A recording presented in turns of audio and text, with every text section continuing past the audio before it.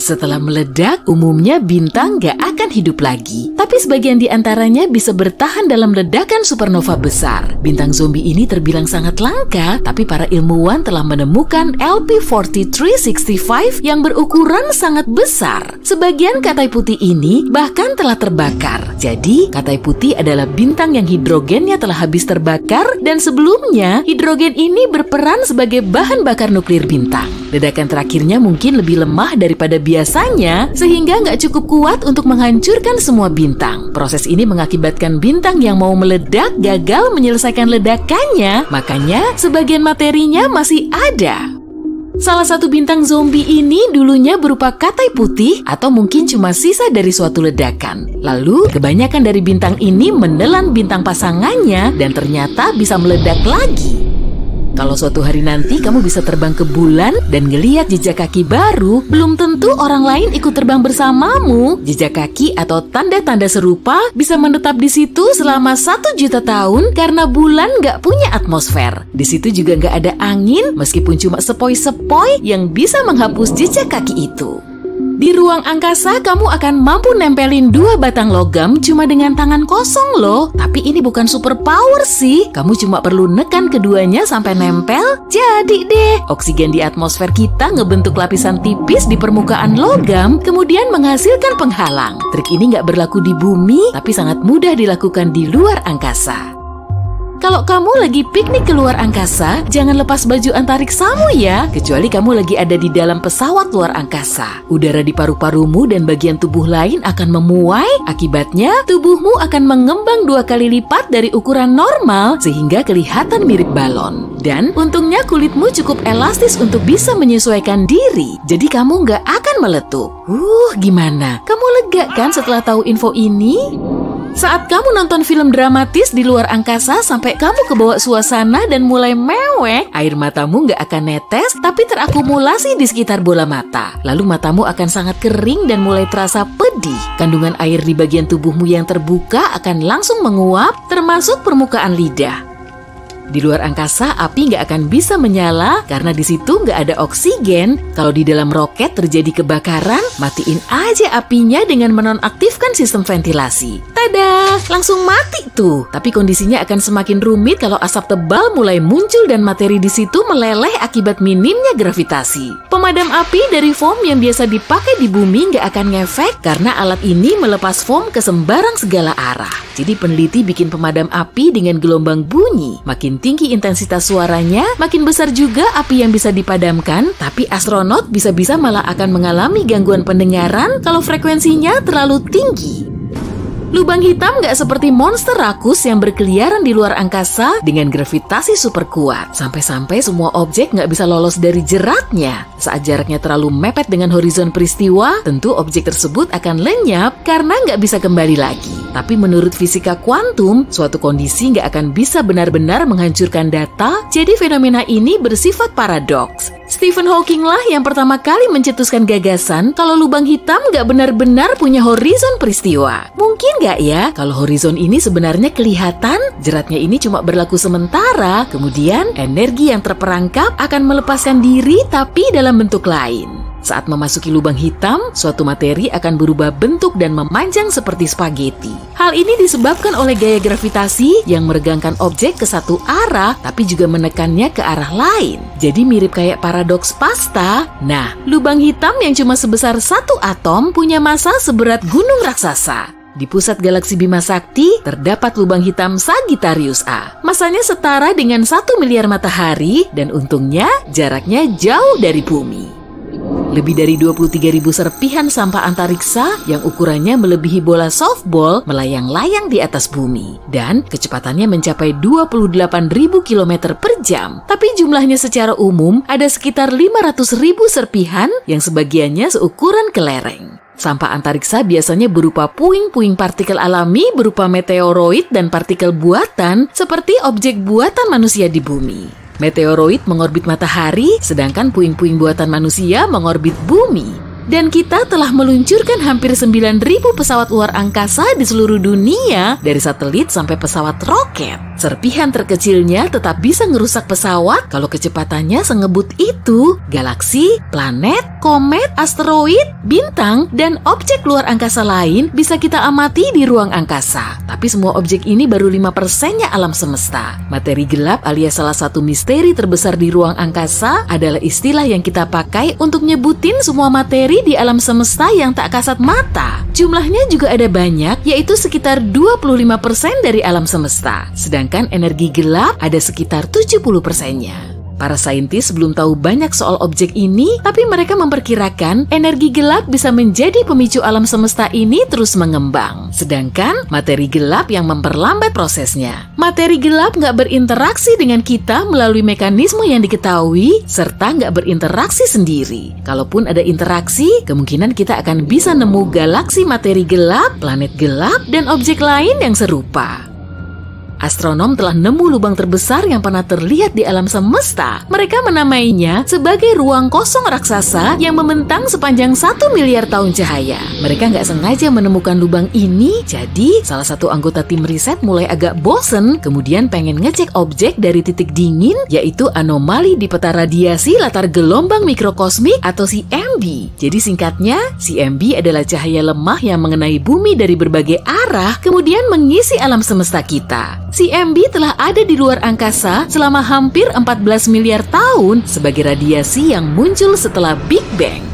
Tapi ternyata bukan CMB, rupanya mereka mengamati area raksasa yang jauh lebih dingin dari perkiraan awal. Tim tersebut mulai melacak sinyal radio, tapi nggak ada sumber radionya. Artinya, di situ nggak ada galaksi atau rasi bintang. Dan karena suhunya sangat dingin, di situ juga nggak ada materi gelap maupun materi biasa, jadi memang nggak ada materi sama sekali. Ruang kosong raksasa ini beneran kosong, dan para peneliti memperkirakan ruang ini mungkin tersusun atas energi gelap. Cahaya masih bisa menembusnya, dan objek ini nggak cuma satu di luar angkasa sana. Meski begitu, ukurannya paling besar sampai saat ini. Area di sekitar bintang bisa ditempati kalau suhunya nggak terlalu dingin atau panas, sehingga air di dekatnya tetap berwujud cair. Kalau saja lokasi bumi menggantikan Pluto, jaraknya akan terlalu jauh dari matahari. Maka, lautan dan sebagian besar atmosfer kita akan membeku. Tapi kalau bumi berada di Merkurius, kita akan terlalu mepet dengan matahari, sehingga airnya akan langsung menguap. Area yang pas untuk dihuni ini dinamakan sebagai zona laik huni. Dengan ngelihat lokasi suatu planet, kita bisa mengasumsikan kalau di situ kemungkinan ada kehidupan. Tapi kondisi Europa, salah satu satelit Jupiter justru sangat bertentangan. Satelit ini berada di luar zona laik huni, tapi tetap hangat. Panasnya nggak didapat langsung dari matahari, tapi Jupiter dan satelit lain yang telah memanaskannya. Europa berubah bentuk saat mengelilingi Jupiter. Fenomena ini sangat mirip dengan gelombang pasang surut di planet kita.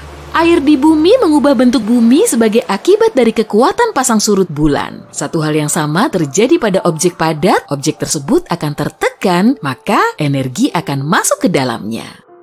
Sama seperti permainan racquetball, kamu akan memukul-mukul bola beberapa kali sebelum bermain. Seakan-akan sedang memanaskannya, kemudian bolanya semakin berubah bentuk. Nah, permukaan Europa sangat beku, tapi lapisan esnya punya retakan. Bongkahan esnya bisa bergeser dan membeku lagi. Hal serupa juga terjadi di Samudra Arktik saat musim dingin. Ada lapisan es yang selalu pecah dan membeku lagi, jadi Europa nggak bisa benar-benar membeku. Ilmuwan memperkirakan di bawah permukaan esnya terdapat lautan. Selain di Europa, hal serupa juga terjadi di Io, satelit Jupiter lain. Io juga memiliki gunung berapi yang selalu meletus, jadi panasnya nggak cuma didapat dari matahari dan pembentukan energi.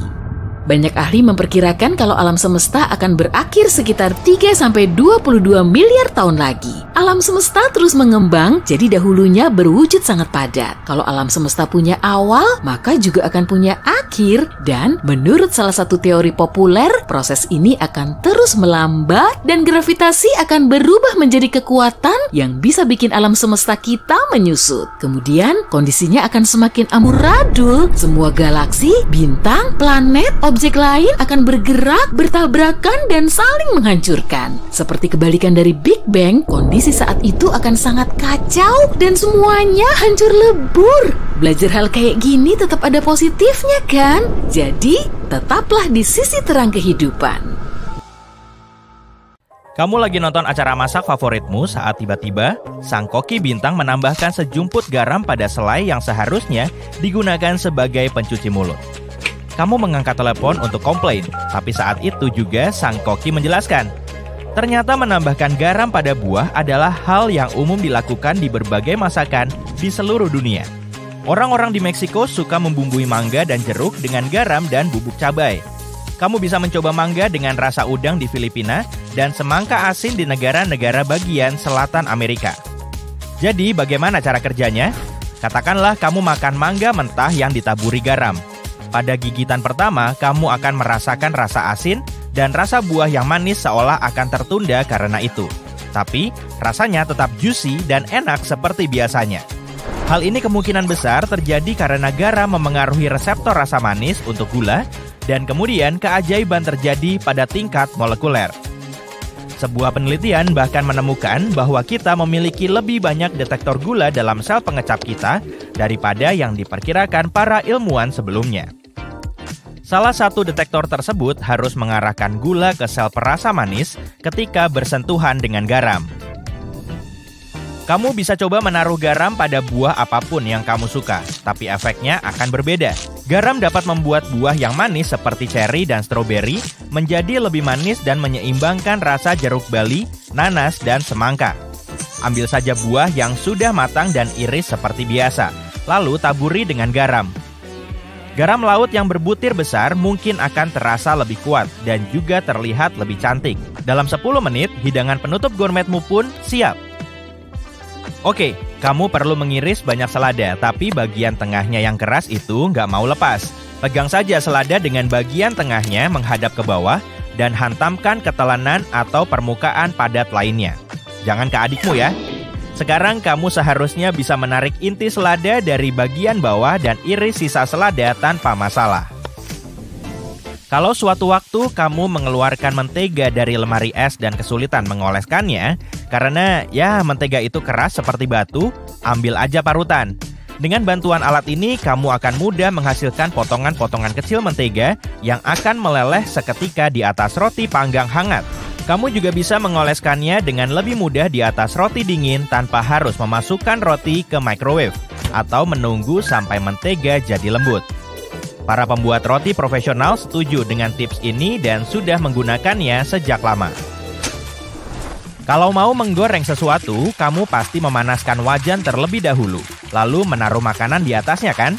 Nah, logika ini tidak akan berhasil kalau kamu mau membuat daging asap renyah. Di atas wajan yang panas, daging akan matang sebelum lemaknya meleleh. Daging asap pun akan jadi terlalu berlemak dan kenyal.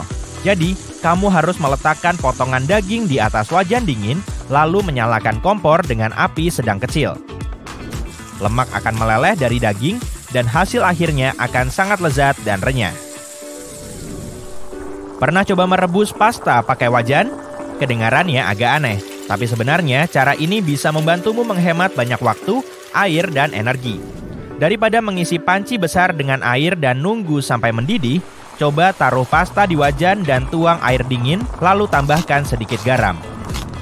Pastamu juga akan termasak saat air mencapai titik didih, jadi pasta akan matang lebih cepat dari biasanya.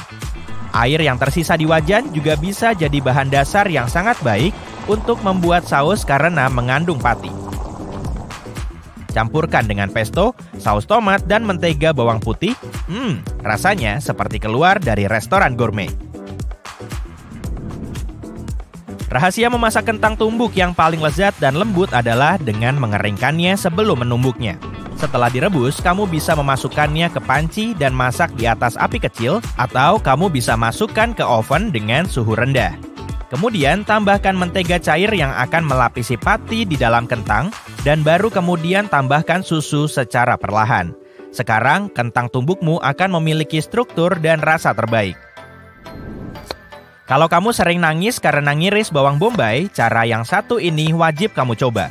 Kupas bawang, potong menjadi 2, dan masukkan ke kulkas dalam semangkuk air es selama setengah jam sebelum kamu mulai memasak.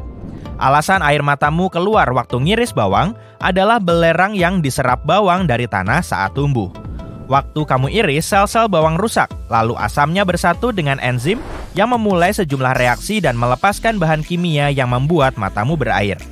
Membekukan bawang bisa melemahkan bahan kimia tersebut.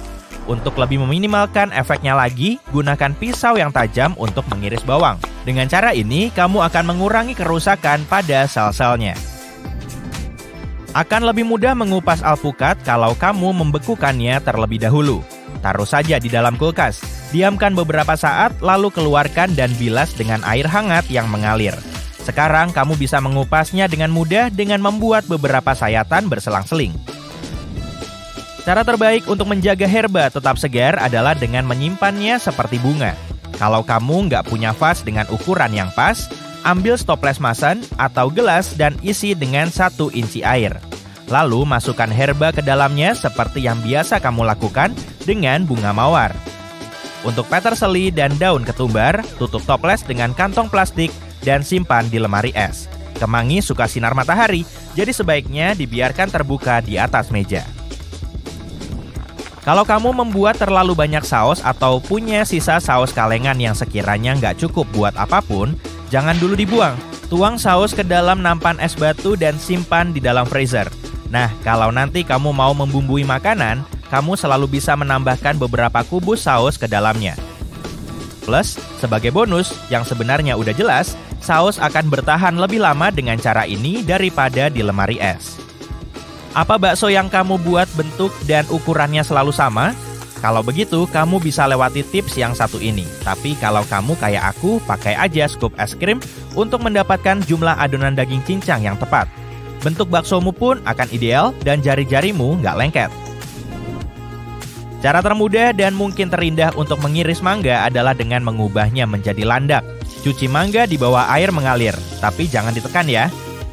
Sekarang letakkan berdiri di atas talenan dan potong menjadi 3 bagian dari atas ke bawah.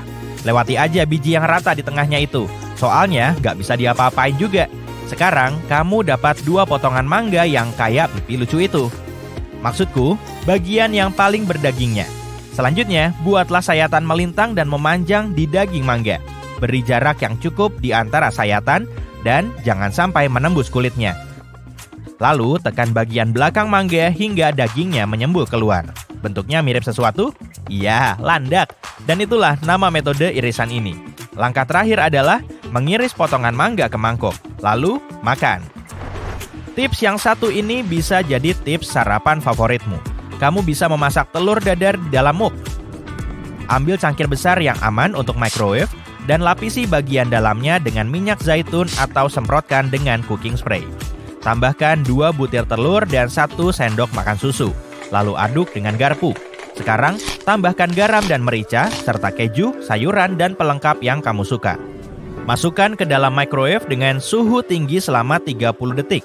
Keluarkan, aduk dengan garpu, lalu masukkan lagi selama 30 detik. Dan, tara, sarapanmu siap disajikan.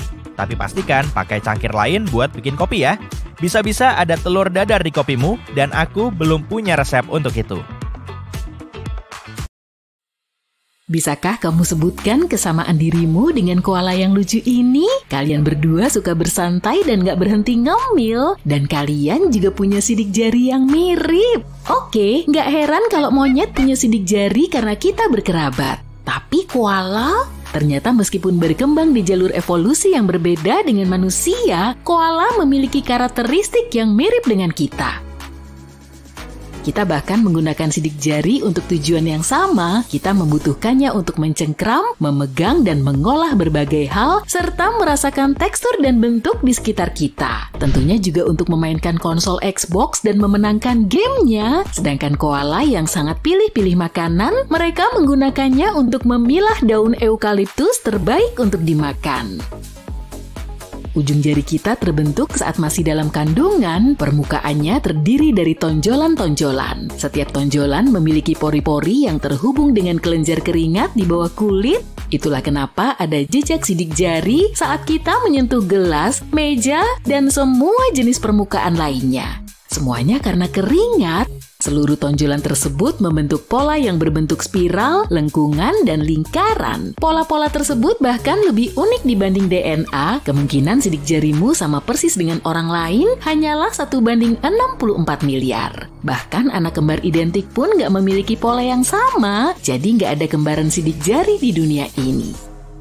Pola unik itu akan terus ada sepanjang hidupmu, sekalipun ujung jarimu terluka atau mengalami penyakit kulit yang mengubahnya, sidik jarimu akan kembali normal dalam 1 bulan. Seiring bertambahnya usia, kulit di ujung jari kehilangan sebagian elastisitasnya dan tonjolan-tonjolan itu semakin tebal. Sidik jari tetap nggak berubah, tapi akan lebih sulit untuk memindai atau mencetak sidik jarimu. Melakukan pekerjaan tertentu bisa memengaruhi pola sidik jarimu. Kalau kamu seorang pekerja konstruksi, terutama tukang batu, atau harus mencuci piring dengan tangan, kamu mungkin akan kehilangan beberapa detail pada pola alami sidik jarimu yang indah. Orang-orang yang menggunakan bahan kimia tertentu juga menghadapi risiko yang sama. Tapi jangan khawatir, setelah berhenti melakukan aktivitas tersebut, ujung jarimu akan kembali seperti semula.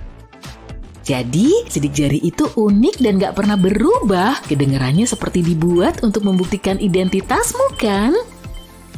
Tampaknya masyarakat Babilonia kuno menjadi yang pertama menyadari manfaat khusus sidik jari. Mereka menekannya ke tanah liat untuk mencatat transaksi bisnis. Mulai dari abad ke-19, sidik jari sudah digunakan untuk mengidentifikasi penjahat.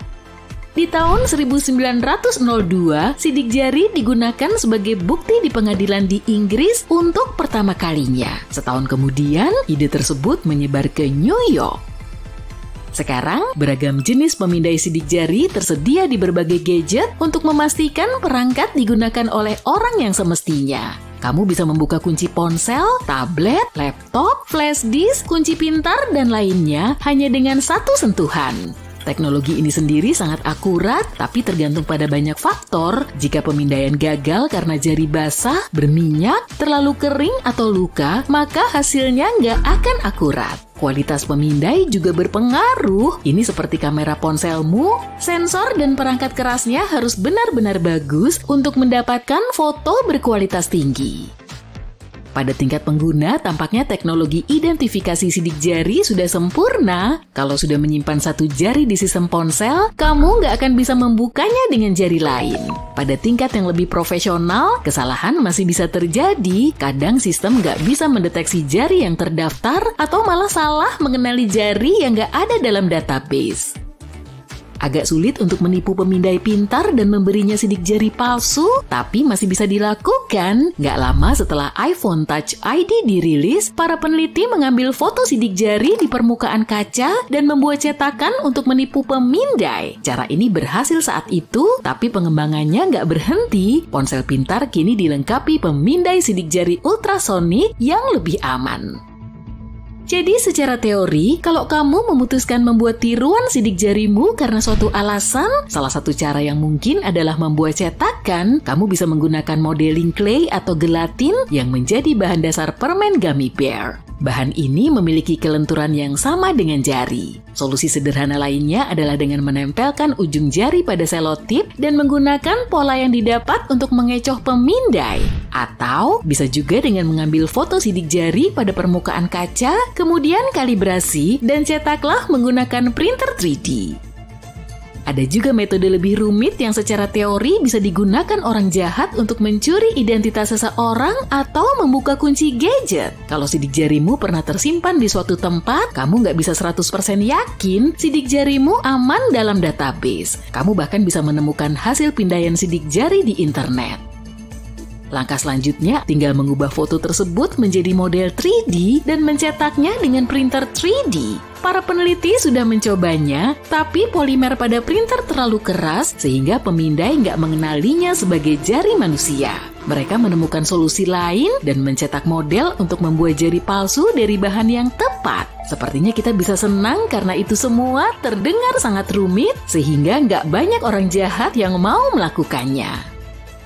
Terkadang sebuah foto saja sudah cukup untuk membuat tiruan pola sidik jari seseorang. Institut Informatika Nasional Jepang melakukan tes dan mendapati bahwa berpose dengan gestur salam perdamaian di foto bisa menyebabkan kebocoran data pribadimu. Kalau sidik jarimu tampak fokus dan pencahayaannya bagus, polanya bisa dibaca dan disalin meskipun fotografernya berjarak 3 meter darimu. Jadi kalau ada yang bisa mengakses sidik jarimu, bagaimana cara dia menggunakannya untuk merugikanmu? Nah, masalahnya di sini adalah kamu bisa mengganti kata sandi atau bahkan membeli gadget baru. Tapi sidik jari adalah sesuatu yang tetap ada pada dirimu selamanya dan gak bisa diubah. Jadi orang-orang jahat mendapatkan akses permanen ke identitasmu dengan cara ini. Mereka bisa membuka kunci gadgetmu dan melakukan transaksi perbankan online serta mendapat akses ke dompet digital, email, informasi medis, dan data sensitif lainnya. Mereka bisa berbelanja online atas namamu dan mengakses gedung tempatmu bekerja. Kabar baiknya adalah sangat sulit untuk menyusun kejahatan semacam itu. Pelaku kejahatan kemungkinan besar butuh lebih dari sekadar foto atau cetakan sidik jarimu untuk merugikanmu. Kalau merasa sidik jarimu layak untuk diperlihatkan kepada semua orang, kamu bisa memesan perhiasan yang dibuat khusus. Desain-desain semacam itu kini semakin populer. Masuk akal sih, karena bisa dipastikan liontinmu nggak akan ada duanya atau setidaknya 1 dari 64 miliar. Seandainya kamu meragukan keamanan ID sidik jari, kamu mungkin suka dengan alternatifnya, yaitu mikrobioma. Ini adalah materi genetik dari semua bakteri dan mikroorganisme lain yang hidup di dalam tubuhmu. Tampilan mikrobioma tetap sama untuk jangka waktu yang lama, dan kamu bisa mengidentifikasi seseorang di antara ratusan orang. Mencuri identitas jadi nggak mudah. Lidahmu juga memiliki pola unik berupa tonjolan dan alur-alur kecil. Pola tersebut hampir nggak pernah berubah karena lidah selalu berada di dalam mulutmu. Bibirmu juga memiliki pola unik berupa lekukan dan cekungan. Akan sangat romantis untuk membuka kunci ponsel dengan ciuman kan? Atau mengidentifikasi penjahat dengan cara ini. Satu-satunya masalah adalah para penjahat jarang mencium TKP. Lalu ada juga sidik jari kaki. Sidik jari kaki juga membentuk pola unik saat masih dalam kandungan. Bahkan ada satu kasus di mana seorang pencuri berhasil dikenali dari jejak yang ia tinggalkan di lantai. Dia membobol sebuah toko roti di Skotlandia sehingga tepung berserakan di mana-mana. Tersangka divonis bersalah hanya dalam waktu 15 menit. Kamu mungkin gak pernah mengira telingamu begitu istimewa, tapi ini termasuk bagian tubuh yang paling unik loh. Apakah kamu merasakan semua lekukan dan tonjolan di pinggiran telingamu? Gak ada orang lain di dunia ini yang punya bentuk telinga sama persis. Membuka kunci ponsel dengan memindai telinga sepertinya masuk akal. Kita tunggu aja deh apakah itu akan terwujud. Telinga kita hanya mampu mendengar suara yang berasal dari frekuensi tertentu. Frekuensi yang lebih rendah dari 20 Hz adalah bunyi infrasonik dan yang lebih tinggi dari 20 kHz adalah ultrasonik. Tapi bahkan dalam rentang tersebut masih ada suara yang gak bisa kita dengar, seolah-olah alam semesta mengerjai kita. Untungnya, banyak dari suara-suara ini mengganggu dan kita gak akan mau mendengarnya setiap saat. Kita mulai dengan suara tanaman, ternyata tanaman juga bisa berbicara loh. Memang gak seperti kita, tapi mereka mengeluarkan suara berfrekuensi tinggi yang sama kerasnya dengan percakapan kita. Bagaimana jika tanamanmu haus dan ingin memberitahumu? Sayangnya suara-suara ini terlalu tinggi untuk bisa didengar oleh telinga kita. Tapi serangga, mamalia lain, dan bahkan tanaman lain mungkin bisa mendengarnya. Penelitian telah mengungkap bahwa tanaman seperti tomat yang mengalami stres akibat dehidrasi bisa mengeluarkan suara. Suaranya terlalu tinggi untuk kita dengar, tapi menyerupai bunyi jentikan jari, kresek, dan letupan seperti bubble wrap. Hei manusia, temanku butuh air, tolonglah! Menurut Lila Hedeni, seorang ahli biologi evolusioner, bahkan di ladang yang sunyi, sebenarnya ada suara-suara yang gak kita dengar, dan suara-suara itu membawa informasi. Dengan kata lain, ada dunia akustik di luar sana.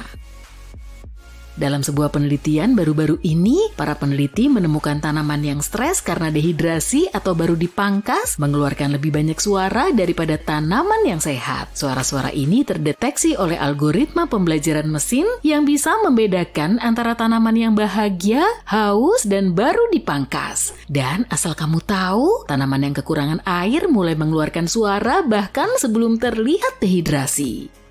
Tapi kamu mungkin bertanya, kenapa tanaman mengeluarkan suara? Masih belum jelas apakah mereka mencoba berkomunikasi dengan kita atau organisme lain, tapi ada kemungkinan hewan atau serangga lain telah berevolusi untuk mendengar dan merespon suara-suara ini. Mungkin juga tanaman lain ikut mendengarkan percakapan tersebut. Satu hal yang pasti, untuk saat ini, kamu nggak akan pernah tahu apa yang ingin disampaikan oleh kaktusmu. Ternyata suara yang gak bisa kita dengar bisa menyakiti telinga kita loh. Turbin angin, stadion yang bising, dan mesin jet menghasilkan gelombang suara yang terlalu rendah untuk ditangkap telinga manusia. Tapi bukan berarti suara-suara itu gak mengganggu telinga bagian dalam. Menurut penelitian terbaru, hanya mendengarkan suara berfrekuensi rendah selama 90 detik saja bisa mengubah cara kerja telinga bagian dalam selama beberapa menit, bahkan setelah suara itu berhenti. Para peneliti sebelumnya mengira suara berfrekuensi rendah nggak berbahaya, tapi sebuah studi baru membantahnya. Penelitian ini menunjukkan suara-suara ini berdampak pada telinga kita. Kamu pernah memperhatikan bagaimana telingamu berdenging selama berjam-jam setelah menonton konser? Nah, mendengarkan suara keras dalam jangka waktu lama bisa merusak pendengaranmu. Para peneliti sudah cukup lama mengetahui hal ini. Untuk suara berfrekuensi rendah, di atas 20 Hz tapi di bawah 250 Hz, suara tersebut nggak terdengar atau hampir nggak terdengar. Bahkan orang-orang mungkin nggak tahu saat sedang terpapar suara tersebut.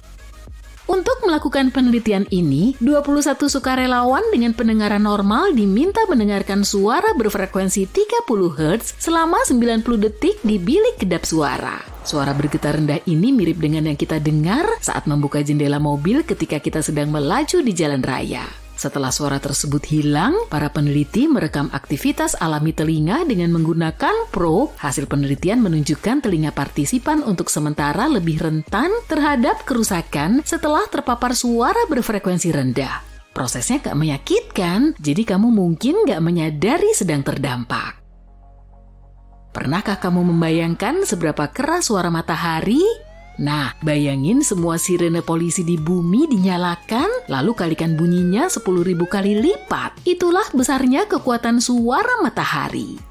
Meskipun berada 150 juta kilometer jauhnya dari matahari, kita masih bisa mendengar suara gemuruh pelan berkisar 100 desibel, volume yang sama dengan konser musik rock. Bisa kamu bayangin nggak kalau harus berteriak hanya untuk mengobrol dengan orang di sebelahmu?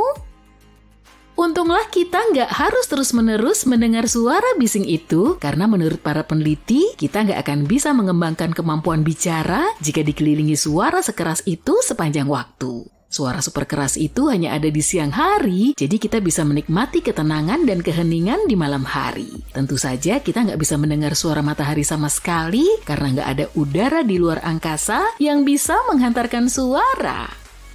Bagaimana dengan lampu dan alarm sensor gerak? Oke, bersiaplah untuk sedikit pengetahuan tentang bunyi ultrasonik. Sebagian besar sistem keamanan ini menggunakan gelombang suara yang terlalu tinggi untuk bisa didengar telinga manusia. Kita bicara di rentang 30 kHz hingga 50 kHz. Jadi kalau kamu bukan kelelawar, kamu nggak akan mendengar apapun. Tapi inilah bagian kerennya. Gelombang suara ultrasonik nggak bisa menembus benda padat sehingga sangat cocok untuk mendeteksi gerakan di area tertentu. Entah itu monster atau penyusup, sistem keamanan ini bisa membantumu. Ada dua jenis sistem pengamanan ultrasonik. Yang pertama mendengarkan bunyi ultrasonik di sekitarnya, sementara satunya lagi mengirimkan gelombang ultrasonik dan menunggu respon. Saat sistem mendeteksi adanya perubahan bunyi ultrasonik yang memantul di sekitar area, perangkat mengetahui saatnya untuk beraksi dan menjagamu tetap aman. Bisakah kamu mendengar suara lubang hitam? NASA mengatakan suaranya perpaduan antara menyeramkan dan sangat indah. Mereka merilis rekaman audio yang disebut Black Hole Remix dari gugus galaksi bernama Perseus yang terletak 240 juta tahun cahaya dari bumi. Ada suara di ruang angkasa selama ada perantara bagi gelombang suara untuk merambat seperti gas. Lantas, bagaimana mereka bisa merekamnya? Nah, klip tersebut bukanlah rekaman suara lubang hitam yang sebenarnya, melainkan versi remix dari gelombang suara yang terdeteksi pada tahun 2003. Pada saat itu, para peneliti dari Observatorium Sinar X Chandra milik NASA mendapati gelombang tekanan yang dipancarkan lubang hitam menyebabkan riak pada gas panas di dalam gugus yang bisa diterjemahkan menjadi nada. Karena frekuensi nada tersebut terlalu rendah untuk didengar, para astronom di Chandra harus mengatur ulang dan meningkatkan frekuensinya hingga 57 dan 58 oktav. Hasilnya adalah erangan parau yang menakutkan yang bisa kamu dengar sekarang. Meskipun suaranya nggak seperti yang akan didengar manusia di dekat lubang hitam, suara itu masih memberi kita gambaran seperti apa suaranya. Suara gunung berapi memang sangat keras ketika meletus, tapi gunung berapi juga punya suara rahasia. Suara itu merupakan bunyi infrasonik yang berarti terlalu rendah untuk bisa didengar manusia. Suara ini mirip dengan suara peluit anjing, tapi untuk gunung berapi, dan meskipun nggak terdengar bukan berarti nggak berbahaya. Suara infrasonik bisa merambat berkilometer jauhnya dan menimbulkan dampak besar meskipun nggak terdengar. Para ilmuwan bahkan sudah membuat stasiun untuk mendeteksi suara infrasonik dari gunung berapi yang jauh. Mereka menggunakan informasi ini untuk mengetahui jenis letusan yang akan terjadi dan aktivitas di dalam gunung berapi. Inilah bagian menariknya. Gunung berapi mengeluarkan suara infrasonik setiap saat, bukan hanya saat meletus. Gunung berapi seperti selalu menyenandungkan sebuah lagu. Dan para ilmuwan menggunakan dengungan ini untuk memantau tingkat lava gunung berapi. Siapa sangka ya gunung berapi ternyata bermusik? Selanjutnya ada ekolokasi kelelawar. Kita sering mendengar bahwa kelelawar nggak bisa melihat, tapi itu hanya sebuah mitos. Mereka sebenarnya bisa melihat, tapi nggak selalu mengandalkan matanya untuk menjelajahi dunia. Sebagai gantinya, mereka menggunakan suara, lebih khusus lagi, gelombang suara ultrasonik. Kelelawar melepaskan gelombang suara ini dari mulut atau lubang hidungnya. Gelombang tersebut memantul dari segala sesuatu yang dilaluinya dan kembali kepada mereka sebagai gema. Hal ini memungkinkan mereka untuk melihat hambatan dan bahkan menemukan makanan ringan yang lezat. Suara-suara itu bisa sangat keras, lebih keras dari tingkat desibel detektor asap. Jadi lain kali kalau mendengar suara kelelawar, ingatlah bahwa makhluk ini nggak sedang ingin mengganggu. Mereka hanya menggunakan kekuatan super mereka untuk beraktivitas. Hei, aku sedang menunggumu. Oke, katakanlah kamu sedang sendirian di rumah dan mendengar ketukan keras di pintu depan. Kamu memutuskan nggak langsung membukanya. Beberapa saat kemudian, ketika membuka pintu, kamu melihat sesuatu yang aneh. Ada yang memasang karet gelang di gagang pintu rumahmu. Kalau hal ini terjadi padamu, segeralah hubungi polisi. Kemungkinan ada orang yang sedang berencana merampok rumahmu. Teknik ini mulai sering digunakan pada tahun 2016, tapi beberapa pencuri mungkin masih menggunakannya. Tujuan memasang karet gelang pada gagang pintu adalah untuk mempersulit seseorang menutup pintu saat terjadi perampokan. Karet gelang ini menahan slot agar tetap terbuka. Dengan cara ini, meskipun korban mencoba menutup pintu dengan membantingnya di hadapan perampok, karet gelang akan mencegah pintu menutup. Sisi positifnya, kita bisa menggunakan teknik yang sama di dalam rumah untuk kepentingan sendiri. Kalau ada pintu yang sering terbanting, coba ikatkan karet gelang pada gagang pintunya. Ketebalan karet akan memperlambat laju pintu dan mencegahnya mengeluarkan bunyi benturan keras saat pintu menutup sendiri. Oh, trik ini juga bisa dicoba kalau ada pintu yang sering macet. Pastikan untuk memasang karet gelang dengan posisi menyilang di depan slotnya. Dengan cara ini, pintu nggak akan menutup atau macet lagi. Simpel kan? Masih soal karet gelang, berikut ini beberapa trik lain yang bisa sedikit memudahkan hidupmu. Kamu nggak perlu lagi bersusah payah membuka stoples acar yang seringkali macet. Ini yang bisa kamu lakukan. Lilitkan karet gelang di sekeliling tutupnya. Mungkin kamu harus melilitkan karet gelang beberapa kali untuk memastikan benar-benar kencang. Itu aja kok. Karet gelang akan memberi gesekan ekstra dan dorongan untuk membuka stoples acar dan produk lainnya dengan lebih mudah. Kalau kamu sedang merenovasi rumah tapi memutuskan untuk melakukannya sendiri, kamu mungkin akan sangat kerepotan. Karet gelang gak akan menolongmu sih, tapi bisa mempermudah proses merapikannya. Lilitkan karet gelang di sekeliling kaleng cat, tapi lakukan secara vertikal. Dengan cara ini akan ada tali yang melintang di bagian atas kaleng cat. Karet gelang ini bisa membantu mencegah cat menetes di pinggiran kaleng. Setelah mencelupkan kuas ke dalam kaleng, pastikan untuk membuang kelebihan cat dengan menyapukan kuas pada karet gelang yang baru dipasang. Semoga berhasil ya! Berikutnya, kabarnya segala sesuatu bisa dilakukan saat melakukan renovasi rumah sendiri. Tapi bisa berhasil maupun tidak, kalau kamu sedang mencari cara untuk menambahkan sentuhan mewah pada rumahmu, cobalah melakukan upcycling dari sesuatu yang sudah kamu punya. Contohnya, tambahkan beberapa wallpaper pada panel belakang rak buku yang terlihat polos dan membosankan. Kamu bahkan bisa bereksperimen dengan motif kalau ingin tampilan yang modern dan trendy. Kamu baru saja membeli banyak Tupperware baru untuk membuat kulkasmu terlihat rapi. Tapi, oh tidak, wadah-wadah baru ini penuh dengan stiker dan label yang harus dikelupas. Dan itu selalu merepotkan. Nah sekarang, gak perlu membuang-buang air panas dan sabun untuk mengelupasnya. Berikut ini yang bisa kamu lakukan. Ambil pengering rambut, tiupkan udara panas langsung ke label selama sekitar 1 menit. Dan selesai, label akan langsung terkelupas. Kalau nggak punya pengering rambut, cukup dekatkan saja ke layar ini dan udara panas dariku akan melepaskannya. Seandainya bisa begitu ya. Kalau memutuskan untuk menata ulang dan merapikan rumahmu, mulailah dengan membuang semua barang yang sudah nggak digunakan selama 2 tahun terakhir. Kita semua menghabiskan banyak waktu untuk mencari barang yang dibutuhkan dalam tumpukan barang-barang yang kita simpan. Seringkali kita menyimpan barang-barang yang sudah lama nggak digunakan, tapi karena nggak ada tanggal kedaluarsa, kita nggak tahu kapan harus membuangnya. Maksudku, apakah kamu benar-benar membutuhkan set DVD yang berisi lebih dari 100 kotak itu? Nah, untuk membantu merapikan barang-barangmu, tanyakan pada diri sendiri pertanyaan Marie Kondo yang terkenal itu. Apakah barang ini membuatku senang? Jika jawabannya tidak, ya udah buang aja. Dirimu di masa depan akan sangat berterima kasih karena sudah mengurangi barang-barang yang gak berguna.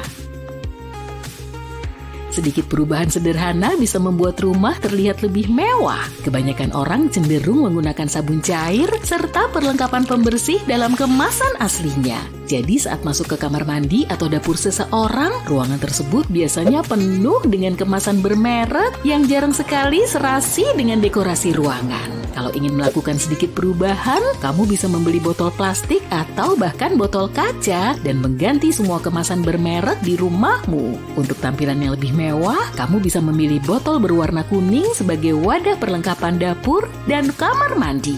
Botol-botol ini akan memberi tampilan yang lebih bersih dan indah pada ruanganmu.